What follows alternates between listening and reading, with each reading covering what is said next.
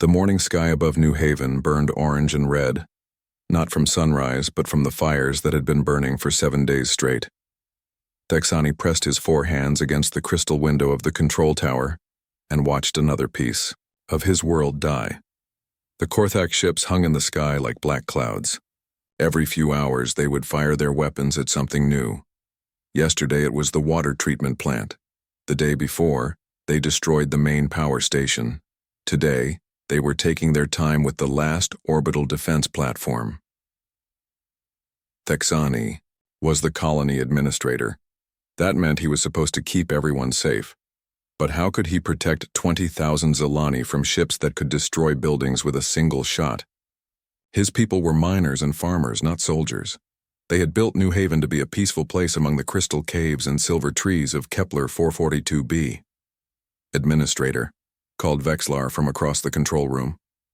The chief engineer's voice was tired. They had all been awake for days. The power grid is failing. We have maybe 6 hours before the underground shelters lose life support. Vexlar nodded slowly. 6 hours. The Korthak had been playing with them for a week, but it looked like the game was almost over. He activated his communication device and sent out another message on all emergency channels. This is New Haven Colony requesting immediate assistance. We are under attack by Korthak raiders. 20,000 civilians need evacuation. Please, someone help us. He had sent the same message hundreds of times. The answer was always silence. The outer rim was too far from the main trade routes. The big governments did not care about small mining colonies. Corporate security would not risk their expensive ships for people who could not pay. Through the crystal walls, Texani could see Zilani families hurrying toward the underground tunnels. Parents carried their young in soft pouches while the elderly moved slowly on walking sticks. His people were scared, but they stayed calm. That was the Zilani way. Even when facing death, they kept their dignity. A new explosion lit up the sky. The last orbital defense platform broke apart in a shower of metal and fire. Pieces of it fell like burning rain across the crystal spires of the city. Texani closed his eyes. Now there was nothing between the Korthak and his people. In the Fun Communications Center, Trade Captain Luxori was still trying to reach anyone who might help. He had contacts throughout the sector. Traders, freight pilots, even some smugglers owed him favors. But when he called them now, they all said the same thing. Fighting the Korthak was suicide. New Haven was already lost. Try the emergency beacon. Again, Texani told him. Increase the power. Administrator, we are already at maximum range, and if we use more power, we might overload the system. Do it anyway. Deep in the underground tunnels, Elder Keeper Nixara led the colonists in their traditional songs. Her voice was old and wise, and it helped calm the frightened children. She sang about the crystal caves where their ancestors had lived, and about the silver light that would guide them to peace. But young Zaxilai was not ready for peace. She was barely past her first molting, still new to adult life. While the others prepared to die with dignity, she crawled through the maintenance tunnels toward the power station. If she could reroute energy from life support to the communications array, maybe their beacon could reach further into space. It was dangerous work. Taking power from life support meant people in the tunnels would have less air to breathe. But if no help came, they would all die anyway. At least this way someone might hear their final message. Above ground, the Korthak were getting bored with their slow game. War Captain Sethak stood on the bridge of his flagship and looked down at the crystal city. The Zilani had stopped, fighting back. Their defense platforms were gone. Their military was nothing more than a few patrol boats with mining lasers. Begin the final assault, he ordered his officers. Land the troop carriers. I want half the population taken alive for the slave markets. Kill the rest. The Korthak were reptiles who had turned piracy into an art form. They did not just steal and destroy, they made examples. When other colonies heard what happened to New Haven, they would surrender without a fight rather than face the same fate. Transport ships began dropping from the main fleet toward the planet's surface. Each one carried 50 Korthak warriors armed, with plasma rifles and shock weapons. They would sweep through the city like a plague, taking what they wanted and burning the rest. In the control tower, Texani watched the enemy ships descend. He activated the colony's final message beacon, broadcasting on all frequencies to tell the galaxy what was about to happen. Maybe someone would remember New Haven. Maybe their story would matter to someone. This is Administrator Texani of New Haven Colony. The Korthak fleet is beginning their final attack. We have no defenses left. 20,000 innocent Zilani are about to be killed or enslaved. We tried to live in peace. We hurt no one. We only wanted to build a better life. Among the stars. His voice was calm, but tears ran down his face. If anyone receives this message, please remember us.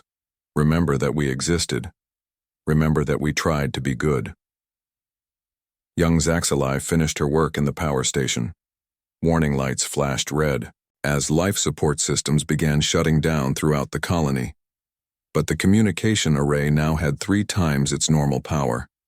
Their beacon was screaming into space farther than it had ever reached before. The first Korthak boots touched Zilani soil just as Zaxile collapsed from lack of oxygen. She had given everything to send their message just a little bit further into the darkness between the stars. As she closed her eyes, she whispered a prayer to whatever powers might be listening.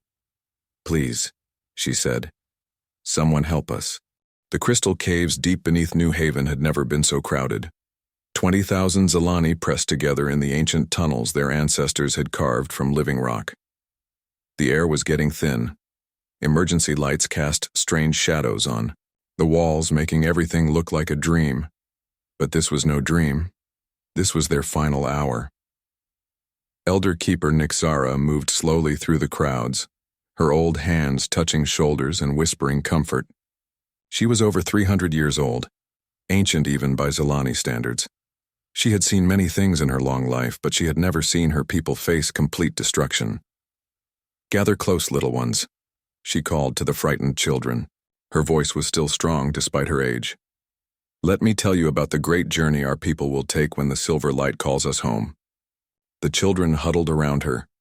Their parents watched with tears in their eyes. Everyone knew what the great journey meant. It was the Zilani way of talking about death, but Nixara made it sound beautiful instead of scary. "Long ago," she began, "our ancestors lived in caves like these. They learned to sing to the crystals and make them glow with soft light. When it was time for them to leave this world, they walked into the deepest caves where the most beautiful crystals grew. There they became one with the eternal light. Above their heads they could hear explosions and the sound of energy weapons. The Korthak were not being gentle with their city. They were destroying everything they could not steal. The crystal, spires that had taken decades to grow, were being shattered in minutes. In the communications center, Trade Captain Luxori had not given up trying to call for help.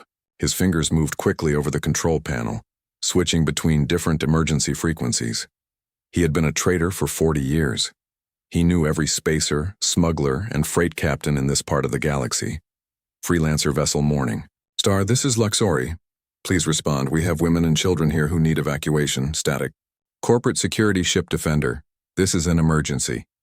The Korthak are committing genocide. Surely your company values cannot allow this." More static. Hegemony patrol cruiser. "Steadfast. We are civilians under attack. The Galactic Charter requires you to provide assistance." This time, a voice answered, cold and official. "Trade Captain Luxori, this is Commander Vale of the Hegemony Navy. New Haven Colony is outside our patrol zone. We cannot risk a valuable cruiser for an outer rim settlement. Suggest you negotiate with your attackers. Hegemony patrol out." Luxori stared at the communications panel. Negotiate with the Korthak? They were pirates and slavers. The only thing they understood was violence and profit. There was nothing to negotiate except how many Zilani would die quickly and how many would be taken as slaves. He tried one more frequency. This one reached a mining station 3 systems away. "Station Commander, this is an emergency. We have 20,000 civilians about to be slaughtered. Can you send ships?" A tired voice responded. "Captain Luxori, we heard your beacon. We are sorry, but we only have 2 small patrol boats. The Korthak have a full battle fleet. There is nothing we can do." We will remember your colony in our prayers. Everyone was offering prayers, but no one was offering ships or weapons or soldiers. Luxori turned off the communication system and put his head in his hands. He had failed his people. All his years of making contacts and building relationships had been worthless when it mattered most. Young Zaxilai was still alive. Barely. She lay on the floor of the power station, breathing the thin air that remained. Her work was finished. The beacon was now transmitting at maximum range, sending their desperate plea far into the darkness of space. But she could hear the Korthak ships landing outside. Heavy footsteps and cruel laughter echoed through the crystal corridors above. The enemy soldiers were not trying to be quiet. They wanted the Zelani to hear them coming. Fear was a weapon the Korthak used as effectively as their plasma rifles. Some of them were already breaking into the surface buildings looking for anything valuable to steal. War Captain Sethak walked through the city streets like a king surveying his new kingdom. His reptilian face showed no emotion as he watched. His soldiers smashed crystal sculptures and burned Zelani artwork. Beauty meant nothing to him. Only power and profit mattered. Find the entrances to their underground tunnels, he ordered his officers. Use the sonic weapons to crack the rock. Drive them out like insects from their holes. The Korthak had done this many times before. They knew exactly how to break a peaceful people. First, destroy everything they had built. Then give them a choice between slavery and death. Most chose slavery. The Korthak counted on this. Down in the tunnels, Administrator Thexanti tried to stay strong for his people. But inside, his heart was breaking. He had led them to this world promising safety and prosperity. The Outer Rim was supposed to be a place where small colonies could grow without interference from the big powers. Instead, it had become a hunting ground for pirates. Administrator, called Chief Engineer Vexlar, the tunnel walls are starting to crack. They are using sonic weapons to break through the rock. Thexanti nodded. Soon the Korthak would break into their hiding place. When that happened, the slaughter would begin. The strong would be taken as slaves. The weak would be killed.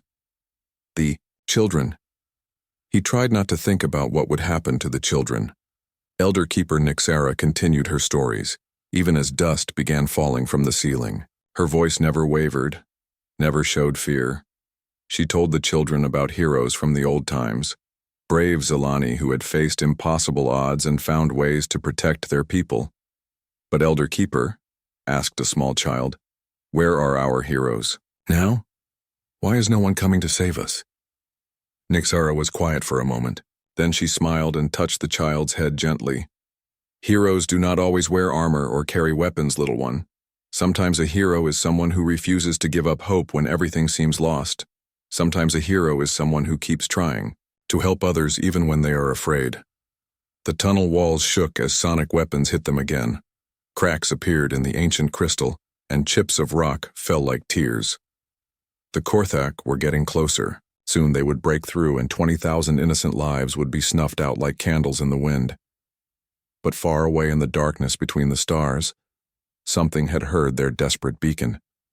Something that did not negotiate with pirates or abandoned civilians to die.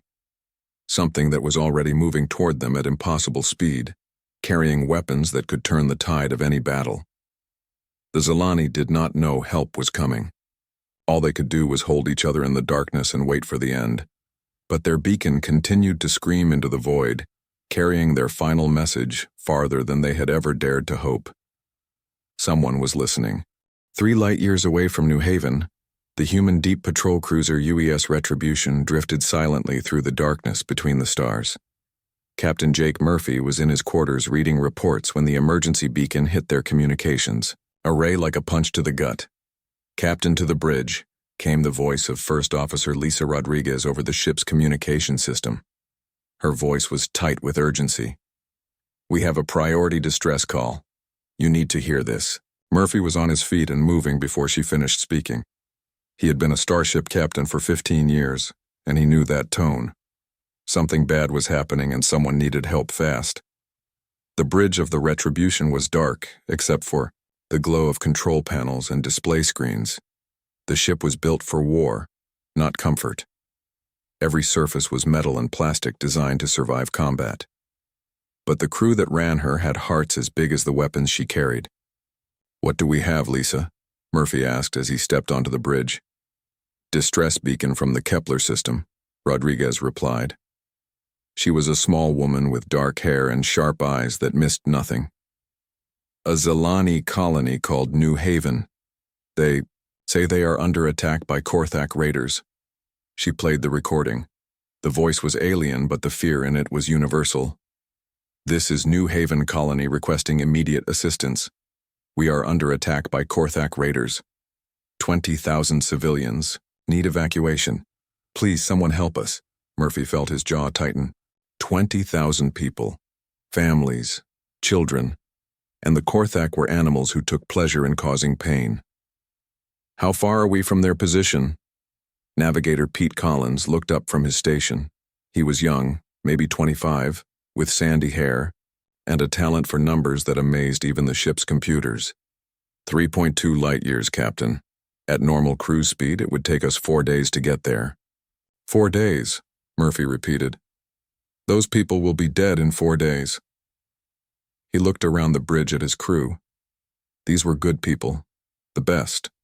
They had signed up to protect humanity's interests in space, but they had never forgotten that protecting people was more important than protecting borders. "Captain," said Chief Engineer Amy Watson from her station. She was a tough woman in her 40s who could fix anything that broke and improve most things that worked. "We could use the experimental jump drive. The new one we have been testing. It could get us there in 18 hours. First Officer Rodriguez frowned. "Amy, you said yourself that drive is not ready for combat operations. We could damage the ship. We could even get stuck between dimensions." "I know the risks," Watson replied. "But those people don't have 4 days. They might not have 4 hours." Murphy studied the tactical display showing the Kepler system. It was in the outer rim, far from the major trade routes. No wonder no one had responded to their distress call. The big governments and corporations did not care about small colonies that could not defend themselves or pay for protection. "Pete, what are the odds of us getting there in one piece if we use the experimental drive?" Murphy asked. Collins ran the numbers quickly. 60% chance of arriving with full systems operational, 30% chance of arriving with some damage, 10% chance of, well, not arriving at all. Murphy nodded. Those were not great odds, but they were better than the odds the Zilani had if no one came to help them. "What about the Korthak fleet? What are we looking at?"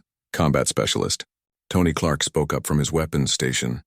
He was a big man with scars on his hands from years of working with military hardware. "According to our database, a typical Korthak raiding fleet has 1 heavy cruiser, 3 destroyers, and maybe a dozen smaller ships. They are tough, but they are pirates, not real military." "Can we handle them?" Murphy asked. Clark smiled grimly. "Captain, the Retribution was built to fight real warships from real navies. The Korthak have never faced anything like human military technology. If we can get there, we can take them." Dr. Kate Morgan spoke from her station near the back of the bridge. She was the ship's medical officer, a kind woman who had joined the military to help people. "Captain, what about the civilians? Even if we win the fight, there might be wounded people who need medical attention." "We will cross that bridge when we come to it, Doc," Murphy replied. "First, we have to get there alive." He looked around the bridge one more time. Every face showed the same determination. They all knew this was dangerous. They all knew they might not survive. But they also knew that 20,000 innocent people would die if they did nothing. Communications Officer Ben Taylor raised his hand from his station. He was quiet most of the time, but when he spoke, people listened. "Captain, I have been monitoring the distress beacon. The signal is getting weaker. I think their power systems are failing." Murphy felt his heart sink. If the colony's power failed, everyone in the underground shelters would suffocate. Time was running out even faster than he had thought. "All right, people," Murphy said, his voice carrying to every corner of the bridge. "Here is what we are going to do. Amy, prepare the experimental jump drive for emergency operation. Pete, plot a course to the Kepler system with multiple short jumps to reduce the stress on our systems. Tony, charge all weapons and prepare for immediate combat when we arrive. Ben, Keep monitoring their beacon. Kate, get the medical bay ready, for casualties. He paused and looked at each of them in turn. I will not lie to you. This is dangerous. We might not make it. But there are 20,000 people who will definitely not make it if we do not try. And that is not acceptable. First, Officer Rodriguez stepped forward. Captain, regulations require me to point out that the outer rim is not our patrol area. We have no official orders to intervene in this situation. Murphy smiled for the first time since hearing the distress call. Lisa, sometimes doing the right thing is more important than following regulations. Those people are calling for help, and we are the only ones who can give it to them. He turned to address the entire bridge crew. I know this is not what we signed up for when we left Earth, but this is what we are here for.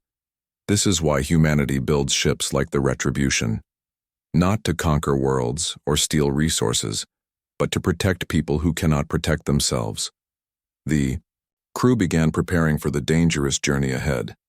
Amy Watson disappeared into the engineering section to nurse the experimental drive to life.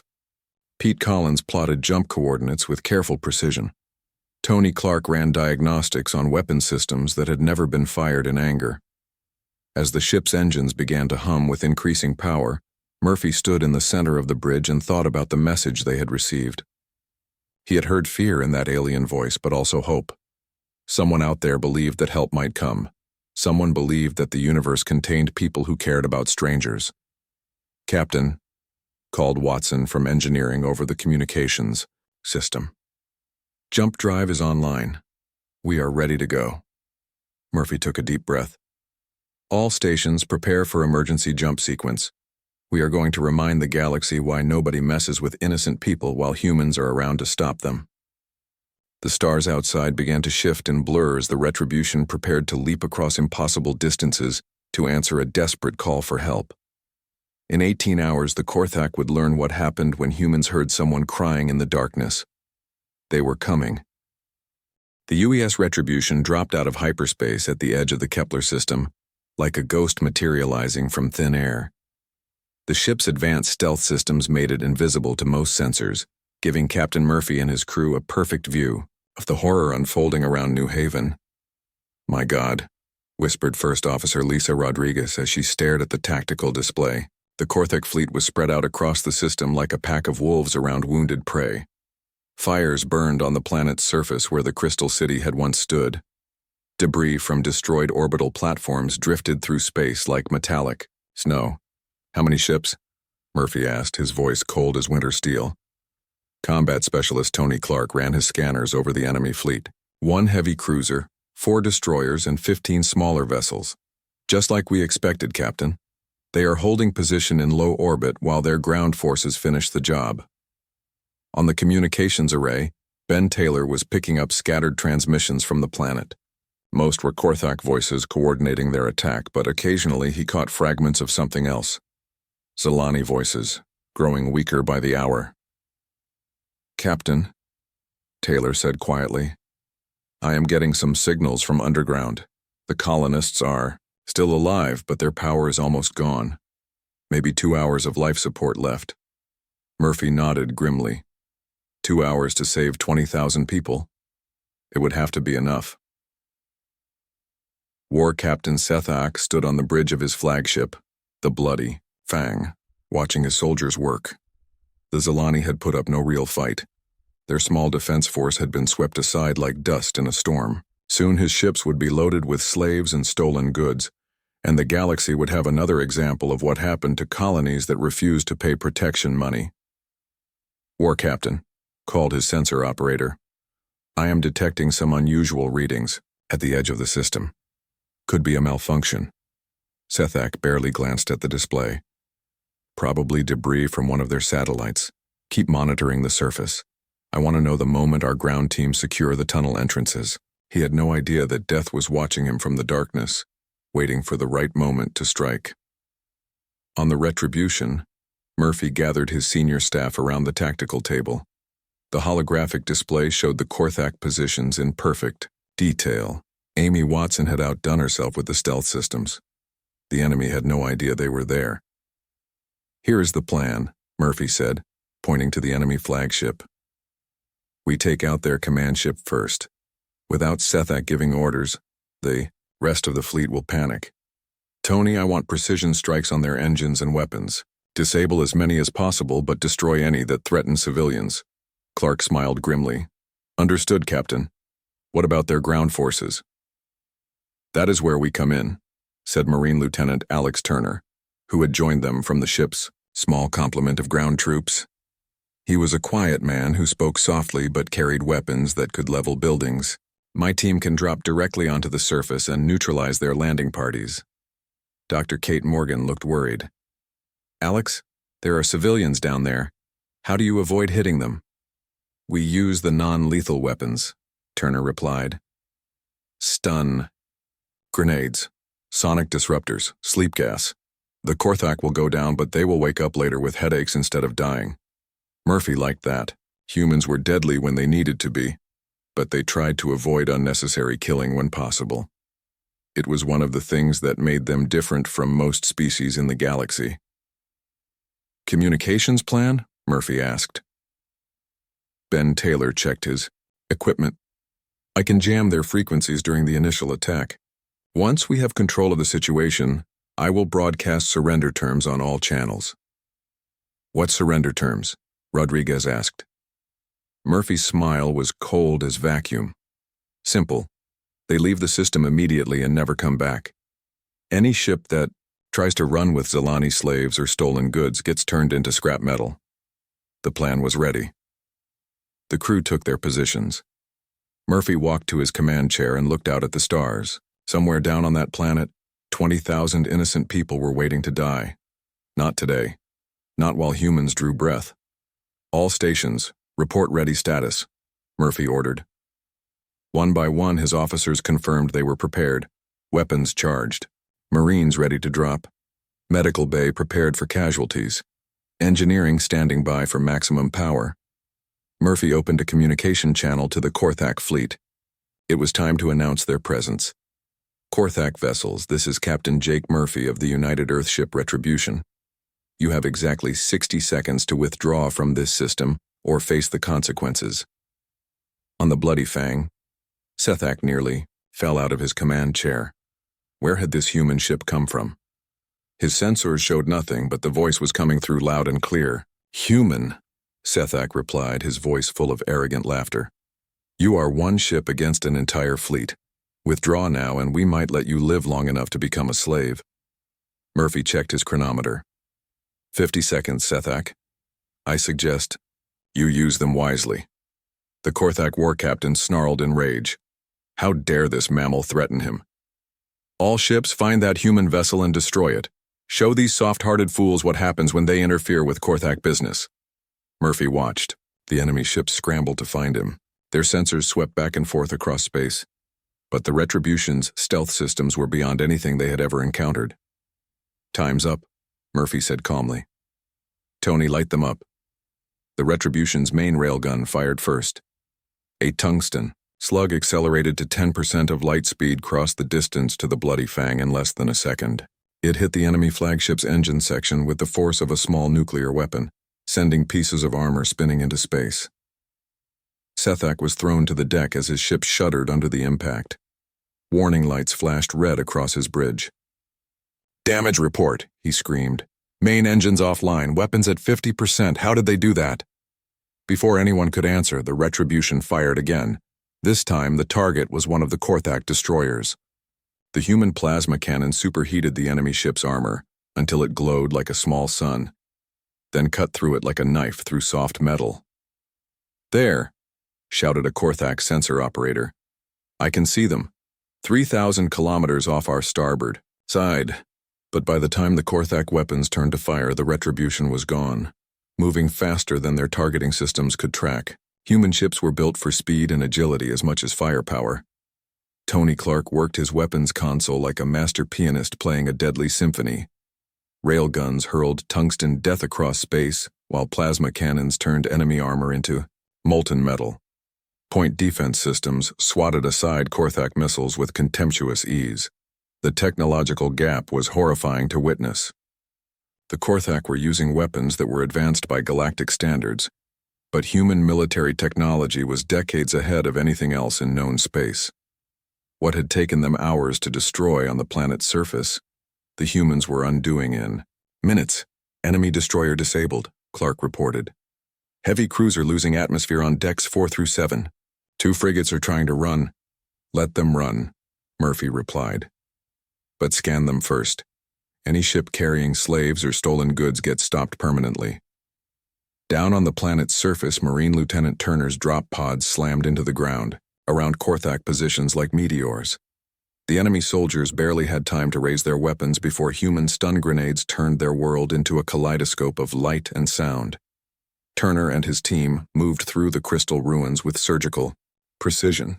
Their weapons fired sonic pulses that knocked Korthak warriors unconscious without permanent harm. Sleep gas grenades filled enemy positions with clouds that sent pirates into peaceful dreams. In less than 10 minutes, the Korthak ground forces were neutralized. Turner activated his communication device. Captain, surface is secure. No civilian casualties. Recommend immediate medical assistance for the colonists. Back in space, the battle was already over. Half the Korthak fleet was drifting dead in space, their crews unconscious or hiding in undamaged sections of their ships. The other half was fleeing the system at maximum speed, abandoning their war captain to his fate. Sethak found himself, alone on a crippled ship, facing an enemy he had never imagined could exist. His laughter had turned to desperate rage, then to fear, and finally, to something like respect. "Human captain," he transmitted. "You fight well. What are your terms?" Murphy's reply was simple and final. Surrender unconditionally. Submit to arrest for piracy and crimes against civilian populations. Your crew will be treated according to galactic law, but your raiding days are over. The Battle of New Haven lasted exactly 17 minutes from first shot to final surrender. When the smoke cleared, the Korthak threat was eliminated and 20,000 Zilani civilians were safe. But the real story was just beginning. The first thing the Zilani saw when they emerged from their underground shelters was not what they expected. Instead of Korthak soldiers with weapons and chains, they found humans in blue uniforms carrying medical supplies and engineering equipment. Doctor, Kate Morgan knelt beside an elderly Zilani who had collapsed from lack of oxygen. Her scanner showed severe respiratory distress, but nothing her equipment could not handle. "Easy there," she said softly, even though she knew he could not understand her words. Her tone was gentle, and that was a language everyone understood. She placed an oxygen mask over his face and activated a small medical device that would help his lungs process the thin air. Within seconds, his breathing became easier and his color improved. Around her, other human medics were doing the same thing for dozens of colonists who had suffered during their week underground. Administrator Thexani stood at the entrance to the main tunnel, hardly believing what he was seeing. These humans moved with quiet efficiency, helping his people without being asked, without expecting payment, without even being able to communicate properly. Tech specialist Chris Johnson was working on a translation device, but for now, they were managing, with gestures and universal medical procedures. "Administrator," called Chief Engineer Vexelar, his voice full of amazement. "The humans are repairing our power grid. They brought some kind of portable fusion generator. We will have full power restored within hours." Thexani nodded slowly. Hours. The humans had solved in hours what would have taken his people weeks to rebuild. But more than that, they had risked their lives to save strangers they had never met. Why would anyone do that?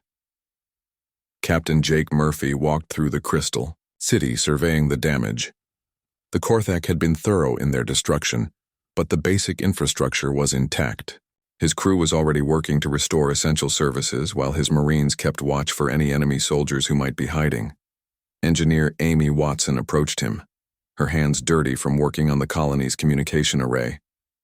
"Captain, I have got their distress beacon converted to a standard communication system. They can call for help if they need it, and they can contact the outside galaxy for trade and supplies." "Good work, Amy," Murphy replied. "What about their defenses?" "That is the tricky part," Watson admitted. I can set up a basic orbital warning system, but they need something more permanent. This is pirate territory. The Korthak will tell other raider groups about this place. Murphy had been thinking about the same problem. The Zilani were peaceful people who wanted to mine crystals and raise their families. They should not have to live in fear of every ship that passed through their system. Elder Keeper Nixara approached them slowly, supported by a walking stick carved from crystal. She was ancient even by Zilani standards, but her eyes were bright with intelligence. Chris Johnson had managed to get the translation device working, and she was the first colonist who could speak directly to the humans. Captain Murphy, she said, her translated voice coming through the small device Johnson held. I am Nixara, keeper of the old ways. I must ask you something that puzzles me greatly. What is that, Elder? Murphy replied. Why did you come? We are strangers to you. We have nothing to offer in payment. Your people could have been killed fighting for us. Why would you risk so much for people you do not know? Murphy was quiet for a moment. It was a fair question, and one that many species in the galaxy would ask. Most civilizations only helped others when there was profit involved, or when they were forced to by treaties and agreements. Elder Nixara, Murphy said finally, my people have a saying. It goes like this. The only thing necessary for evil to triumph is for good people to do nothing. We heard your call for help, and we had the power to answer it. That made it our responsibility. The old Zilani studied his face through compound eyes that had seen 3 centuries of life. But surely you want something in return. Land rights, mining concessions, a military base. Murphy shook his head. We want you to be safe and free to live your lives as you choose. That is all. Nixara was silent for a long time. Finally, she spoke again.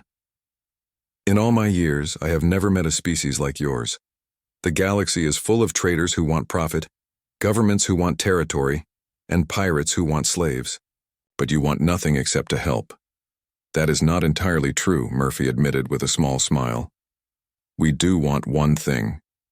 The elder leaned forward, waiting. If you ever encounter other people who need help, and you have the power to give it, we hope you will remember this day and choose to help them too. Trade Captain Luxori had been listening to this conversation with growing amazement. He had spent his life dealing with corporations and governments who measured everything in terms of profit and loss. The idea of a species that helped others, without expecting payment, was almost impossible to believe. Captain Murphy, he said through the translator, you say you want us to help others, but we are not a military people. We have no warships or weapons. How can we help anyone? Navigator Pete Collins, who had been working on the colony's star charts, looked up from his equipment. Help does not always mean fighting, Captain Luxori. Sometimes it means sharing food with hungry travelers, or giving directions to lost ships, or just letting someone know they are not alone in the universe. Over the next several hours, the humans worked tirelessly to restore New Haven to working condition. They repaired buildings, fixed equipment, and treated the injured. But more than that, they shared knowledge. Amy Watson showed Zilani engineers how to build better power systems. Tony Clark explained defensive strategies that did not require heavy weapons. Kate Morgan taught basic medical techniques that could save lives. As the work continued, Communications Officer Ben Taylor established contact with the nearest hegemony patrol. The conversation was tense at first, but when the patrol commander learned that humans had defeated an entire Korthak fleet to protect civilians, his attitude changed quickly. Captain Murphy, came the voice over the communications channel. This is Commander Vale of the hegemony cruiser Steadfast. I must apologize for my earlier response to the colony's distress call. We did not believe anyone could stand against the Korthak fleet. No apology necessary, Commander, Murphy replied. But I would appreciate it if you could establish regular patrols through this system. These people deserve to live in peace. Understood, Captain. The hegemony will ensure this system is properly protected from now on. Meanwhile, in the detention area of the Retribution, Intelligence Officer Nick Adams was interrogating War Captain Sethak. The Korthak leader sat in a cell that was clean and well lit, with access to food and medical care. It was better treatment than he had ever given his own prisoners. I do not understand you humans, Sethak said, his reptilian voice full of confusion. You defeated my entire fleet, but you treat me with kindness. You could have killed me and my crew, but instead you give us medical attention. Why? Adams leaned back in his chair. Because that is what decent people do. We punish criminals, but we do not torture them or kill them unnecessarily. You will face trial for your crimes, but you will be treated fairly during the process. But we would have killed you without hesitation, Sethak protested. We would have enslaved your families and burned your cities. How can you show mercy to enemies who would show you none? Because, Adams replied simply, we are not you. As the human ship prepared to leave New Haven, the entire colony gathered to see them off. 20,000 Zalani stood in the Crystal Plaza, their bioluminescent organs glowing with gratitude and respect. Elder Keeper Nixara spoke for all of them. Captain Murphy and crew of the Retribution, her translated voice carried across the plaza. You have given us more than our lives. You have given us hope. You have shown us that the universe contains people who care about strangers, who fight for justice without reward, who choose to help rather than to harm. She paused, her ancient voice growing stronger. We promise you this. When we encounter others in need, we will remember your example. We will pass forward the kindness you have shown us today. Your actions will echo through the generations. Captain Murphy stood at attention as his crew prepared to board their shuttles. Elder Nixara, it has been an honor to serve alongside your people. Live well and remember that you are never truly alone. Somewhere in the galaxy, humans are watching and listening for those who call for help. The UES Retribution departed as quietly as it had arrived, disappearing into hyperspace with its cargo of Korthak prisoners who would face galactic justice. But the ship left behind more than just a rescued colony. It left behind a story that would spread throughout the Outer Rim and beyond. The story of a species that answered distress calls from strangers, a species that risked everything to protect the innocent. A species that asked for nothing in return except the promise that kindness would be passed forward to others in need. In the years that followed, when other colonies faced threats from pirates or disasters, they no longer felt hopeless. They knew that somewhere in the darkness between stars, humans were listening.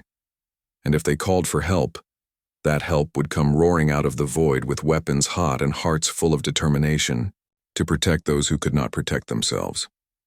War Captain Sethak had been wrong about one thing.